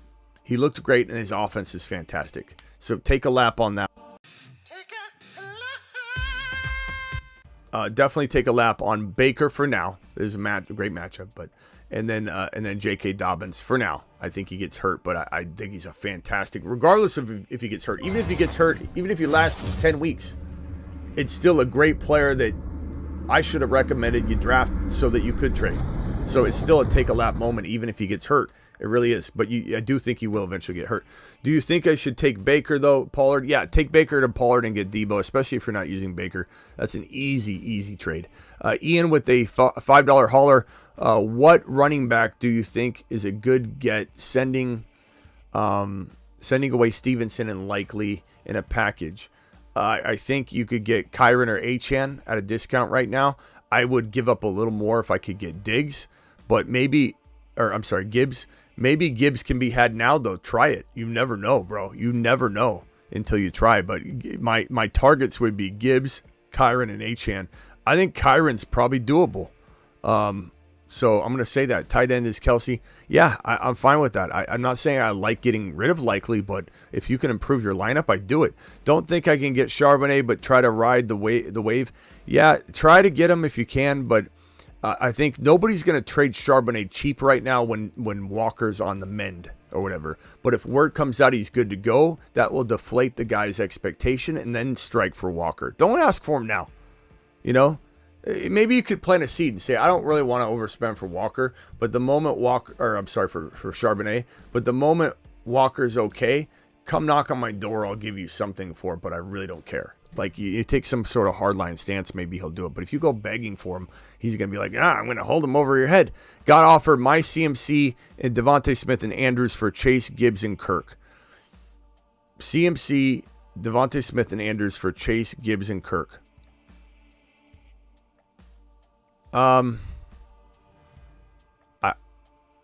Chad, what do we think on this? This is a tough one. Andrews is my only tight end, so he has Ayuk, Kirk, Chase, Pickens. That's tough. Njoku. Maybe you're asking for Goddard back. So I guess, Chad, let's nail that down. Let's say he gets Goddard back. Are we doing Gibbs, Kirk, and Chase and Goddard for CMC, Devontae Smith, and Andrews? That's a tough one. I'm going to let the chat decide on that one. What side are you on, chat? And then I'll come in with my conclusion. But that's a really good question. That's one that's stumping me. Can I get a vote on this, please? Have Stroud, CMC, Swift, Evans, Collins, McBride, Worthy. Bench is Chase Brown, Christian Watson, Coleman, Dowdle, and Michael Wilson are right. Need help at running back. Don't trust the Bears offense. I don't either. So Swift, I don't know if you're going to get rid of him, though. Swift, and maybe you might have to give up. God, man. You might have to give up. You can't give up. No one on your bench. Nobody wants any of those guys. They just don't. So you might have to sell Evans extremely high. And when I say sell him high, sell him for MHJ and see what the MHJ owner has for a Swift upgrade. I'm doing that, and I'm doing that live. Okay, Jordan, go to the MHJ owner and use MHJ to do this upgrade. I think that's my number one piece of advice for you. Talk me off the sell off ledge. 70 total in PPR. I mean, you have to share your team, but don't panic, bro. I can't tell you how many times people have started off 0-5 and won a championship. So like you start giving up and losing and dropping your guard, and you don't pick up that waiver wire guy because you're down and out. You don't really run to the waiver wire as fast anymore, and you screw yourself out of what could have been a championship, and you'll never know that you would have won it. Just try to the very end, bro. Always. And this is week 1. 0-1 is nothing. You could be 3-1 in 4 weeks from now. You know what I mean? Let's see. What's everybody voting here? What's everybody voting here? Please vote on this. Let's see. The votes are as follows. Let me see if I can pull the votes over. We've got a absolutely chasing Gibbs. Dude, sell CMC early. Do it live. Gibbs side. There you go. And I have to agree. I think if you get Goddard specifically, and you even go to him and go, I'll do this deal if you give me a tight end. You're giving me no tight end. So give me Goddard, and I guess I'll do it. It's probably a stupid move, but I'll do it. Maybe you'll smash or resend it with Goddard in there. But you do got to get a tight end. If you can downgrade Andrews into Goddard, then you really are making out in that trade. Let's open the phone lines for 30-second phone calls only, just because I got to keep things as short as possible, especially if any other super chats come in, and to get out of here at a reasonable time. The phone lines are open. Dial in, dial in, dial in.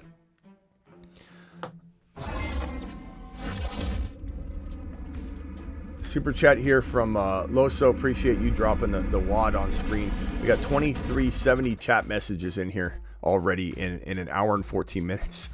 We got 1,400, sometimes 2,000 people, depending on the moment. 1,300 to 2,000 people in this show right now.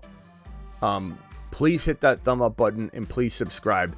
There are a lot of people that don't actually subscribe, and they just watch, and you're helping the channel by doing that, please. So thumbs up, people, says Ill Phil. Appreciate Ill Phil dropping the $2 hauler. Loso says, do I trade away Diggs for MHJ? That one's close, man. Honestly, Diggs is probably safer at this moment in time. He's clearly going to be used as a touchdown source. Chat, are we keeping Diggs over MHJ for right now? I think the majority of the chat will say Diggs for now, but I think in some point you're going to want MHJ over him, but I'm comfortable right now with Diggs' touchdown production. Would I sell him high? Certainly, but do I think Diggs is a pretty good bet for continued success this year? I kind of might be changing my tune a little bit, but I think MHJ is still a great buy low. I just think Diggs is also very, very good. So I would just say Diggs by a hair for now. Should I propose Hurts and Aaron Jones for Mahomes and Bijan? If you like winning, yes. You're getting the quarterback upgrade, and you're getting a running back upgrade that might get vetoed. So Scotty, you're live. Scotty, you got 30 seconds. Hit me with it. Hey, Smitty. So I was able to sell Reed, who was on my bench, high, for St. Brown straight up. Perfect. He's the guy you're trading with was a panic Peter, and he traded away St. Brown on the cheap. That is a ridiculous trade. I love Reed, but he just lost his quarterback for 3 to 4 weeks anyway. So he's going to be a little bit lesser. And do I like Reed a lot? Of course I like Reed. We talked about Reed all offseason long. Like that Green Bay wide receiver room, as we said, one of those guys is going to be a top 10 to 15, maybe a top 12, top 8 to 12 wide receiver. One of them had to be. And Reed was the most dynamic of them all. So I love Reed, but St. Brown is ridiculous. It's going to get vetoed. All right, later, bro. Well, later, bro. Bye. Wait, no, what? No vetoes? Well, I'm the commissioner. I'm the only one that can veto it. It has to get approved by every single person for a veto, which isn't going to happen. Yeah. Just how the league is. But I hate vetoes. You should be allowed. You should be allowed to make a grown person trade. All right, appreciate you, bro. For sure. Thank you. Have a good night. All right, Heating, you got 30 seconds. Go. Smitty, I got Olave and Higgins, McConkey, and Yoshivas as my only receivers, and I'm panicked after this week. Yeah, and Yoshivas? Yeah. I did not know what to do with this team. Yeah, that's tough. I mean, Olave is such a I don't know if you noticed all offseason, I wasn't drafting Olave really anywhere. And it's not that I don't love him. I love him as a player. I just hate his situation. And the crazy part is Carr went out and did really well. Carr went out and did really well, but he seems to not even didn't target Olave at all. Yeah, I don't understand what it is, but I don't know. I'm not panicking on Olave necessarily, and nor can you trade him anyway. So you're stuck with him. You're married to Olave through thick and thin. Higgins, nobody's going to go after Higgins, bro. Nobody wants him. He's injured. McConkey, you have a tiny bit of trade interest, but what are you going to really get? How are you going to upgrade McConkey? I don't know what to tell you, bro. What's your running back stable look like? I got Bijan, Chase Brown, Braylon Allen, Algier, Dowdle, and Zamir and Jonathan Brooks. Like, it's rough with a 14-man league. Yeah, I hear you. Who's your quarterback? Who's your quarterback? Who's your tight end? Mahomes. No one's Mahomes and Laporta. I wonder if you could trade Laporta. You can't trade Mahomes. You wouldn't get enough, and I don't want you to trade him anyway. I guess I wonder if you can. What tight ends on waivers? Is Likely on waivers? Can you full load drop on Likely? Yeah, Likely's on waivers. I got Okonkwo. I could dropping him for Likely, but I'm probably not going to get him. I don't know that I'd drop Okonkwo either if he's pretty decent. But what if you were to trade Laporta, pick up Likely on a full load drop, trade Laporta, and maybe. I mean, I'd rather bank on Chase Brown here than not fix the wide receiver room a little bit. So Laporta and McConkey for one wide receiver. I'd even consider Laporta for Marvin Harrison Jr. And if I got to throw in McConkey, I would consider it, but I would try not to because I feel like some people like McConkey enough to give you like a Tank Dell. How about Tank Dell for McConkey? And how about Laporta for MHJ? That team would be pretty good. Laporta for MHJ, Tank Dell for McConkey. I think that could work. All right, and I would fix that, and I wouldn't have to start Olave. All right, Sweet. Appreciate you later. Thanks.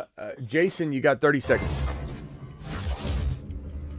What's up, Smitty? Appreciate you taking the call. Yeah, what's up? Bucky Irving or Isaiah Likely off the waiver with the number 1 waiver. I'm wasting my marker, bro. Likely. All right, thank you. Yeah, appreciate you. Wasting good marker on that one, bro. Hey, Smitty, should I pick up Christian McCaffrey off waivers or Bucky Irving? I'm not saying Likely is Christian McCaffrey, but you know what I'm saying. Austin, should I propose Hurts and Aaron Jones for Mahomes and Bijan? I answered that one already, and I forgot to get rid of it, but I'm glad I see it again because it made me laugh. Yeah, of course. You're taking Bijan's side, pal. You're taking the Bijan side. You think I can improve my wide receiver room? We run 2 wide receivers and a flex. Adams, Debo, Diggs, Lockett, Jamo Williams, and Hollywood. I love Debo. I love Jamo in my move. And this is a pretty good wide receiver room. I'm fine with this wide receiver room. I mean, look, Diggs, Debo, and Jamo. Maybe you're just trading Adams away. Adams and... I mean, I'd sell high on Jamo. I would. If you could sell Jamo and Adams together for like one player, I would strongly consider doing that. Would I trade Jamo away for? Honestly, guys in the chat, MHJ or Jamo? Can you turn down whoever's got the show in the background? Can you turn that down? MHJ or Jamo? 707 caller, what's your name and where you calling from? And Mike or Mac, please mute yourself until I come to you. 707, what's your name and where you calling from? Jay's from like Santa Rosa. Jay's from like Santa Rosa. Okay, Jay's. What's going? J-A-Y. How do you spell it? J-A-Y-Z. Yeah. J-A-Y. Okay. J-A-Y-Z. From Santa Rosa. Where's Santa Rosa, bro? Cali? California. You guys in Cali, like, no offense, but you guys in Cali, you think we know all your sub-cities. And you're like, hey, it's Steve from Makalakataki. We're calling you from the Sualui Valley with, the Komsky, Valley Tundra. Yeah, that's us. Okay, anyway, what can I do for you? Jay's from Cali. All right, Smitty, I'm just confused about a little bit about the handcuff situation. So going into this week, I've been listening to Grabbing Corum and Wright and having them on my roster. But then, this week I saw a lot of, I saw Rivers, and then I also saw I saw Jeff Wilson Jr. as well. Well, Wright was a healthy scratch, but I promise you he's their future planned, up the gut running back. They love him. It's just I think they're, I don't know what the reasoning was for healthy scratching him. A lot of times it comes down to like, hey, we need an extra, player on defense, or we need an extra player, and so they say to themselves like, Wilson Jr., I don't know if he plays special teams, but I imagine there's a use of that he has that Wright didn't have, and they don't want to put Wright at risk, so they say, let's just keep him on the shelf for a little bit. I think that's usually what ends up happening in that case. As for Corum, look, Ronnie Rivers could be the backup. I think Corum owners got kicked in the sack tonight, and they said, holy crap, like Rivers looks like he might be the backup, and he very well could be. And Rivers is a good player. I think he's fun to watch. So I don't know what to tell you on that anymore. I don't know if Corum is the cuff anymore. I don't know.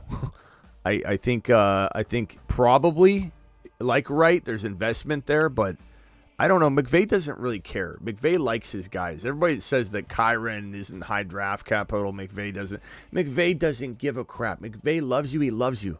And so if he loves Ronnie Rivers, I think the thing about Ronnie is he's injury prone. So, as for cuffing those guys, bro, I don't know that you can afford to cuff Rivers and Corum. I think I keep Corum for now, and then just play the odds that he will eventually be the number 2. But it's hard to say. I won't lie, but I think Wright's a lock, in my opinion, at some point. All right. But good question. Sure. Good question. I'm glad you brought it up because I haven't yet talked about the Rivers and Corum situation because it's probably got a lot of Corum people panicked. Yep. Had me panic for sure. Yeah. All right, Jace. Appreciate you, bro. Later. Right, Mac. What's up, Mac? Yeah. You're live. How's it going? Yeah, so pretty much, thanks for taking my call. I'm a little concerned about the Panthers. I have Jonathan Brooks on my IR spot. I know you said he's a midseason monster, but I'm not too encouraged from what I see, so I'm thinking about packing him with someone else and trying to get a better player. I don't blame you. Asking, what do you think I should target? I don't blame you. I'm kind of. I don't know if you've noticed too that whenever I see Jonathan Brooks on over the last week and a half during these super chat rampages, whenever I see Jonathan Brooks, I say trade Jonathan Brooks. People know what value he has later, so they'll give you the right price for him. Trade Jonathan Brooks and Higgins. Trade Jonathan Brooks and Higgins. I'm constantly trying to use Jonathan Brooks, so I agree with you. I'm worried about whether he can even do anything in that offense. That offense is putrid. So who's the other player you wanted to couple with him? Yeah, so I have like a bunch of buy low players. Like I have Drake London. Kind of like read you my team, and you can tell me who you think would be the best person to package Sure, him just with. read me your lineup really only. Go ahead. All right, so it's 12-man, half PPR. Patrick Mahomes, Josh Jacobs, Christian McCaffrey. I have Mason too. Drake London, Xavier Worthy, Goddard, Stephon Diggs. On my bench, I have Reed, Jackson Smith, and that's my team. And then Brooks, obviously. Okay, so this is good. This is a really good team to, I think, make a 2-for-1 for. So you're trading Brooks, and you're probably look at Amon-Ra St. Brown. Try and trade Brooks and Worthy for St. Brown. Try and trade Brooks and Diggs for St. Brown. Try and trade Brooks and Worthy or Brooks and Diggs for Jamar Chase. I think those are where I start. And so about the Packers players, do you think I should just sit and wait or what? Because I'm a little concerned Josh Jacobs might decline and if Reed might decline too. I mean, you could do. What should I get with Reed? Because he just went crazy. I think I can get someone pretty good if I package him and Brooks. Yeah, I mean, same thing. I go after guy just traded. He super chatted. I just traded Reed for St. Brown. What about a tight end for a tight end? Because I've Goddard. I don't know if he's good enough. I go get McBride or Kincaid using Brooks and JSN. Okay. I would use Brooks to upgrade London into Jamar Chase. All right, I like that, actually.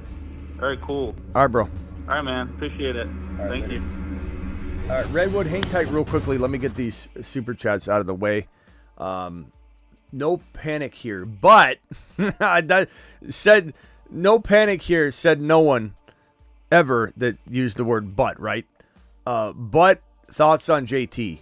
JT's the same thoughts I had before anybody drafted him. is that he didn't, in my opinion, and you could say the same thing about guys that have slumped that I did say would do well. So I get it. We're early on. But I think he didn't feel like he was going to be the focal point at all of this offense. And that's concerning when everything goes through AR5. Everything. He's got a little bit of an injury risk feel to him. I'm not saying he doesn't have a shot at shaking that loose. I get it. But he's also going to get vultured touchdown opportunities. Everything goes through AR5. Everything. So I like JT. I just didn't like JT at 11, 12, 13. I like JT at maybe, I don't know, end of the second, which never happened. So it's not that I hate him. I just think you overpaid for a guy I didn't like anywhere near his ADP. And it just feels wrong because the inconsistency is going to make it feel like it's not worth it. But do you trade him away? How are you going to trade him? Who's going to? Maybe you go after a Kyron. Go after an Achane or a Kyron right now. Go after a Gibbs. Go after a doubted running back that had a bad week. And then when we get to if you can't figure out, something along those lines right now, you'll get more ideas or can send a message when we get to the buy low show, because then we'll have the names on the board and we'll be able to point and choose.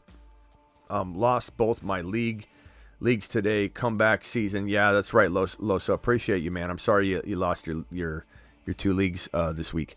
You'll be fine. How do you feel about Kincaid going forward? Loso, did you have very similar teams? Did you stack the same guys in the same team? You got to make sure you diversify. How do we feel about Kincaid going forward? I think that I'm buying low. I think that there's concern with anybody that didn't do well, but not extreme concern. And I still love Kincaid. I still think Kincaid, he started off slow last year. I'm not saying that will be a regular thing for him, but I mean, he was a monster by the end of it all. And there's a lot of vacated targets. I think he'll be okay. It was a tough matchup. The Cardinals are very, very gritty. They're very, very gritty. They're a tough team to describe. It's like the flow of the game's weird, and I don't know. You think I can improve my wide receiver room? We run 2 wide receivers and a flex. Oh, I already did this one. Yeah. So definitely think there's opportunity for you to trade Diggs or Adams, or trade 2 of them for 1 player. But I love Jameson Williams, Debo, and Diggs if you're able to trade Adams for an RB and kind of roll like almost a little bit toward the direction of getting an RB. Hurts, Aaron Jones for Mahomes and Singletary. I already put that up on screen and to laugh again. I love that. I love that one. If you pull that off, I'm going to be so proud of you. $5 hauler, 10-team, 2 QB. Worried about wide receiver, any moves to make QB Mahomes, J85. Love that. I'd trade T-Law if I needed to get some sort of upgrade. Jacobs will be fine to a degree. Bijan will be fine. Connor will be fine. Benson's great. You got Benson and Connor together. Because you got Benson and Connor together, I'd be tempted to trade Jacobs, but you have to sell him to just the right person. I keep MHJ. I keep Tank Dell. Those are not players to sell. Maybe you're selling Jacobs and JMO for Kyron, an Achane type of player. One of those doubted guys that could still be a top 5 running back. Ian, that's probably what I'm going to go after.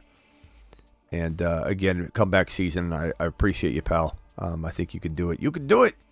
You can do it.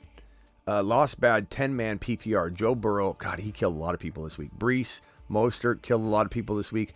Olave. Carr has a monster day and doesn't target Olave at all. Puka got hurt. Rashee Rice tore it up. Man, you started off the week hot. You're like, yes, I'm tearing up everything. Neighbors was just okay. McBride. Yeah, look, you got a good team, though. Am I trying to maybe upgrade your QB situation? Am I trying to get a Mahomes on the cheap? Sure. Jonathan Brooks comes to mind. Ayuk and Brooks to upgrade Joey B into Mahomes. Maybe if this guy's got Mahomes in an AR5 or something like that. I think I'm looking toward that, pal.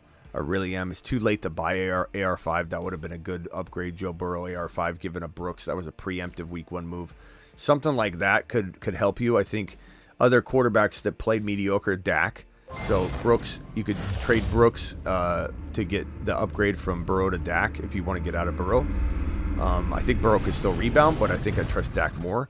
Who do you trade? Murray, Stafford, Walker, Aaron Jones, Monty, Mason, Wilson, Cup. I'm almost ready for you, Redwood. Hang tight right there.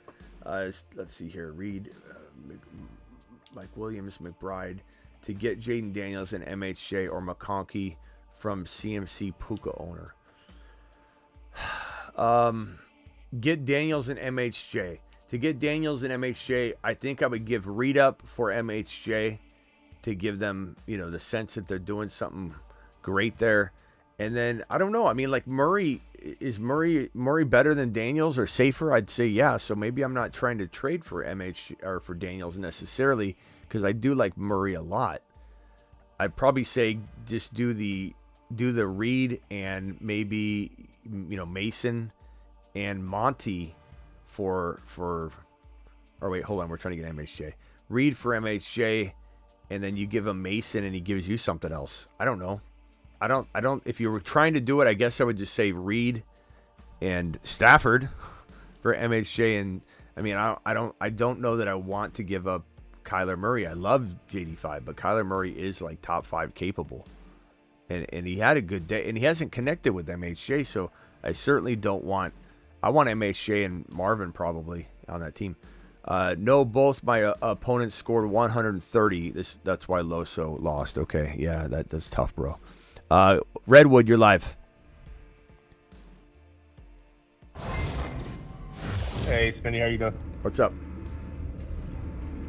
So we had a conversation last week, and it looks like a lot of things have probably changed quite a bit. But so the first thing is so I have Mixon, right? Do you feel like that's like a one-off kind of performance, or do you feel like going forward I think think it's like a sell high? Yeah, sell high. I think he gets hurt eventually or slows down, but that might be a half a season from now. So ride the wave as long as you can and just kind of entertain some trades as you go. Would I sell him now high? Sure, I'd sell anybody high. I think if he gains this value and you're worried about it, try and go get Kyron or Achane or Gibbs. If you can't get a player of that caliber, and let's say you don't even need a running back and you can't get a player at the caliber of, I mean, honestly, MHJ is still attractive for that. I think Mixon has more value right now, so you can get more. He just does. It doesn't mean I think it'll hold, but I'm certainly not going to pass on the opportunity of riding the wave that does appear to be Joe Mixon. And as I said on the show, this is probably one of the players I feel the most wrong about is Mixon, so far. But I still think that he's very capable of breaking. Yeah, I mean, that usage is kind of, 30 attempts. Yeah. All right, one more, Redwood. Hit me with it. That's my stronger team. And on that team for Arby's, I got Achane, McCaffrey, and Mixon. So I'm pretty decent on that. The problem I have with this team is that I have a lot of stock in Houston. So my receivers are Diggs, Dell, Pickens. I also have Reed on the bench. So how do you feel about having so many players on it? Is that a factor to you, or is it not? I don't know what you're saying. How do I feel about what? Having so many what? Having a lot of pieces on the same team. Is that something that you factor in, or do you? Yeah, it's never good. It's never good in non-best ball to have an entire team. Because the odds of your quarterback and your running back doing good at the same week, and odds of the receivers in the running game doing well. I don't like that. In best ball, it's different, but in non-best ball, it's never a great thing. Okay. So I'm pretty. I feel pretty good about the running backs on that team, but my receivers. So maybe you're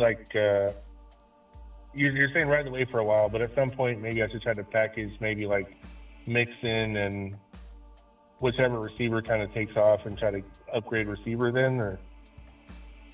That's what I'm kind of thinking. I mean, who are your receivers? Then I got to run. It's not super strong. Diggs, Dell, Pickens. On the bench, I have Coleman, and I have Reed, but with the Love situation, I'm kind of I have a lot of good receivers, but not any super good. You know what I mean? Yeah. Well, why don't you trade Reed for Chase? Why don't you trade Reed for St. Brown? If you got to give up something in addition to that, you can do that. Mixon for Chase, Mixon for St. Brown. I mean, it seemed like pretty good solutions. Okay. I mean, just keep swinging until you land one. Okay, cool. All right, Redwood. Thanks, yeah, no problem. All right, let me hit these super chats here. We've got a few of them sitting here on the screen here, I think already. We've got Rhett with the $5 choose two for next week: MHJ, Cup, Waddle, or JMO. Oh man, you got to make some trades, Rhett. You can't leave it like this every week. You're going to get it wrong every time. Cup, you got to go Cup. But you know how this goes. Cup's going to have a 40-yard game next week now. I don't know. I'm going Cup, though. Going Cup, and then probably, like, Waddle had a good day. J-Mo had a good day. MHJ didn't. Now he's going to have a good day. That's the way that goes. So I'd probably say Cup and probably Waddle, as long as Waddle's healthy and everything. I don't think I could sit Waddle, even if, J-Mo's had a really good day, but it's very likely that J-Mo's going to have one of those bad games. That's the way it happens, man. Team looking rough. What moves do you make? Mahomes, JT, Aaron Jones, Nakua, London, Ingram, Deontay, Ford, Javonte Hopkins. I guess I would potentially try and trade Aaron Jones on the high. Aaron Jones, and you don't really have much to move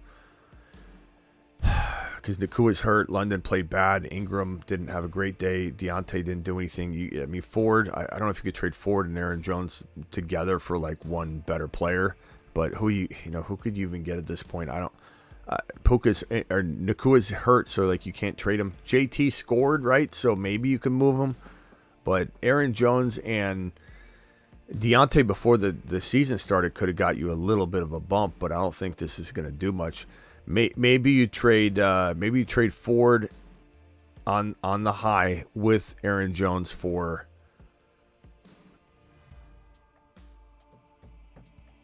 Pacheco would be interesting. Walker banged up. You could trade Aaron Jones for Walker banged up. I'd probably take that gamble. I don't think you got to kind of wait and let your team repair itself before you can go out and trade. Otherwise, you're just selling it at 60%, and it's like going to the pawn shop and trying to get 40% of the value of the item, and they're just gonna be like, we got you. We're holding it over your head. We'll take. You want to sell that to us for $400? We'll give you $40. Like that's what you're dealing with if you go out there and try and trade right now. Reference to last chat, T-Law, J-Mo, Dobbs for Worthy, Nix, and Terry. T-Law, J-Mo, Dobbs for Worthy, Nix, and Terry. I want Worthy, Nix, and Terry. I like J-Mo, bro, but I don't love Dobbs and I don't love T-Law right now. I love Worthy and I love Terry. So I still love Scary Terry. So I'm going to say negative on that one. Negative on that one, pal. Long day. I think I'm going to call it. I'll be back. Appreciate you all watching the Waiver Wire show for week number 2. Again, I will reference this Waiver Wire show throughout the entirety of the week. So as these things change, I will update them. And tomorrow will certainly, this is not locked in. This is a preemptive week 2 show. So after we get a lot of MRI and news from tomorrow, we'll be able to adjust it. And then also we'll definitely be adding Monday night guys and different news, things to impact this. But it'll be something that will kind of evolve. And even when waivers process, I'll still kind of keep it in reference as a reference point because we'll be talking about, are these guys still available? So just like I did the preemptive week 1 waiver wire show where I said, okay, you're going into week 1. These are the guys that you're going to wish you had picked up. It's going to be the same concept throughout the week. And Thursday, Friday, I'm going to be like, are you sure that you've combed your waiver wire and have all of these guys accounted for, at least given your situation? So the waiver wire will be always constantly a part of the show throughout the week. Blackbeard, appreciate you. Mod Squad in the building. I don't know if Space Ricky's in here. Blackbeard, I don't know if Travis Rose in here. I haven't seen a lot of the messages today. Thank you, Sick Nasty, if you're out there as well. And, Vampy, if you're there, or Terry Roberts, or Kenny Powers, all my mods. Appreciate you. Drop a wrench. Thank you all for the super chats. Thank you all for the support. We got Castro with one more super chat. Says rate the team: Mahomes, T-Law, London, Chase, Amari Cooper, 80, Wicks, Coleman, Achan, Gibbs, Wright. This is after trading CMC, Devontae Smith, and Andrews. I forget what you traded for that, but let me just see the team. Mahomes, okay, London, Chase, Cooper, Achan, Gibbs. It's a good team. Achan and Gibbs with Jamar Chase and London and Mahomes is solid. I think it's a really good team. Easily 8.1, 8.2 type of material for sure. Don't panic on any of the players. It's a great group of players. It's been a really weird week one, but good and bad. There's some good, but there's definitely some weird, lack of scoring, if you will. Appreciate you all. We'll see you tomorrow. I'm live at 8 p.m. Eastern every single Monday through Friday. I'm also live whenever big news breaks. So 8 p.m. Monday through Friday, additionally live whenever news breaks, and live most midnights, where this particular case we're doing the waiver wire show. In other cases, we'll do some drafting for week number 2 in some best ball underdog fantasy. Let me drop that link in the live chat. I think it's pinned in the live chat right now. So click this link right here, or click the link that's pinned, or click the link in the description if you're watching the replay, or use code Smitty. All of it does the same thing. All of it gets you 50% match on your first deposit at Underdog. So if you drop the minimum of $10, they'll give you $5. If you drop 100, they'll give you 50. If you drop 1,000, they'll give you 500, all the way up to $1,000. So you drop 2,000, they'll give you 1,000. But again, $10 minimum. Some of these drafts, the best ball battle royales are the weekly ones, and those are the amazing ones that they're $5 each. So if you do the $10 minimum, you'll get $5 in bonus. You'll get a free pick in your account if you use code Smitty or the link. The link inserts code Smitty for you. And if you do $10 minimum, they'll give you $5, so you'll be able to do 3 best ball battle royale week 2 drafts that can kind of reset your mind. If you feel like your league's you're already tanking or something, or you feel really down about some injuries, you can reset and start over every single week and draft in these best ball mania battle royales for each individual week, knowing what you know, taking it in, all the knowledge you now have from week 1 being played, and you draft.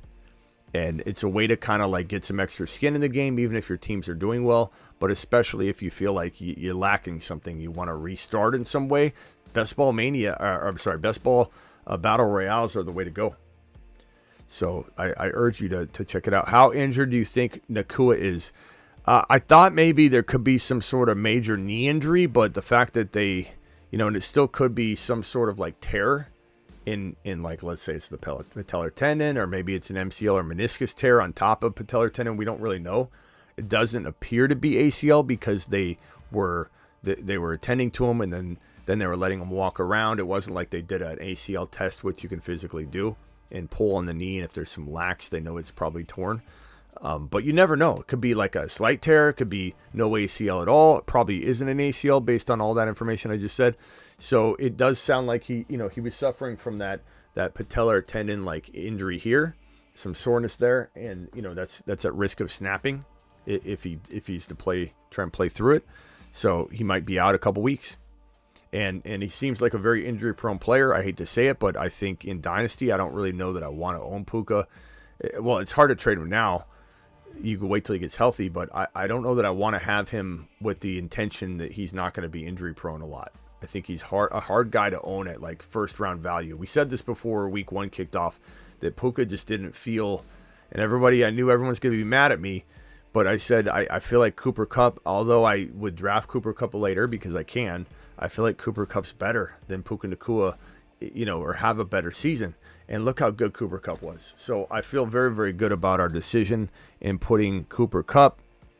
The Moon Man, dropping loads, and he's on a shuttle to Mars. Mars Man. I feel very good about having Cooper Kupp on this list versus having Puka Nacua. And spinning aimlessly in space. And in review so far of the Mars Man list, I mean, Kupp earned his keep. Quiet day for London, quiet day for Kincaid. Pacheco was fine. Barkley freaking exploded. Stroud's fine. Dell's going to be fine. AR5 was great. Jacobs was okay, but like I'm not worried. McBride, I think these are all going to be all be very good. Cooper Kupp was fantastic. Absolutely fantastic. Dropping loads in outer space. This is a mixed board slightly, but I don't think that it's got any negatives really yet. I mean, Ford was fine. Metcalf, I have no concerns about. Smith is going to be great. Ridley, I'm a little worried about Ridley's, quarterback situation. Wright is going to be gold. This is the deep dive anyway. We didn't expect anything in week 1. Murray's fantastic. Worthy and Rice are league winners. Walker could be a league winner, assuming he's healthy. We got Sharps there. Penix Jr. is waiting in the wings.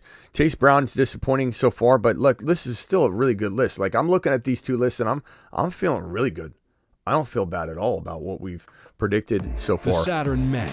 One small step for man, one giant leap for Saturn. No doubt about this, man. Kyron, no doubts about Achane. He had a fantastic day. Gibbs was solid. No worries about MHJ. Spaceman. Mahomes and Hurts are going to ball. Bijan, I'm fine. I feel like after week 1, it would be laughable for somebody to come in and say, "Oh, you got a lot of misses." I don't think we're doing bad at all. I think those lists look pretty damn good. I think they look pretty damn good.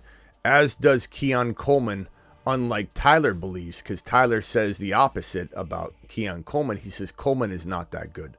Well, I disagree, Tyler, and I think he did pretty solid in his first effort.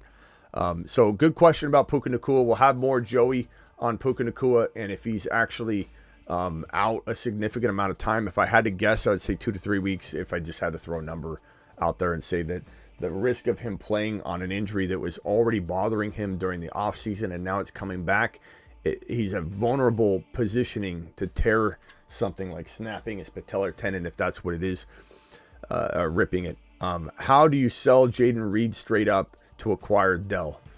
I think Reed has more value than Dell. So I think you ask for something. That's how you do it. You say, give me Dell and something for my Jaden Reed. Because Reed gained a ton of value. Even though Jordan Love went down, Jordan Love's coming back, and Reed's still going to be pretty good in the meantime. So I'm not saying that I don't love Dell as much in quiet fashion, but you should be asking for more. That's how you should be doing it. Appreciate you all. See you all later.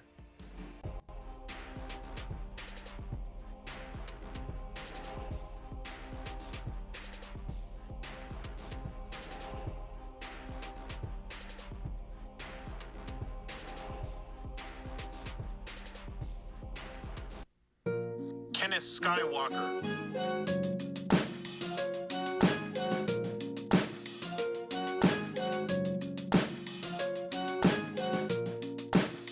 Kenneth Lightsaber Swinging Skywalker.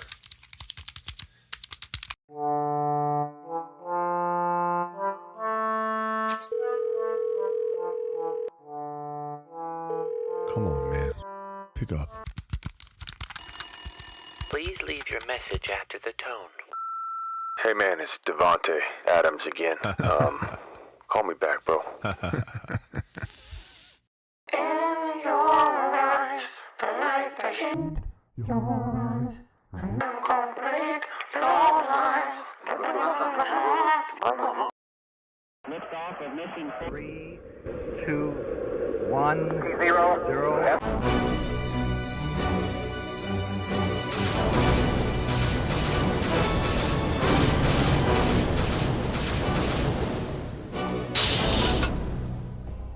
Don't be panicked, Peters, guys. Don't be panicked, Peters. See you all tomorrow. Appreciate every single one of you.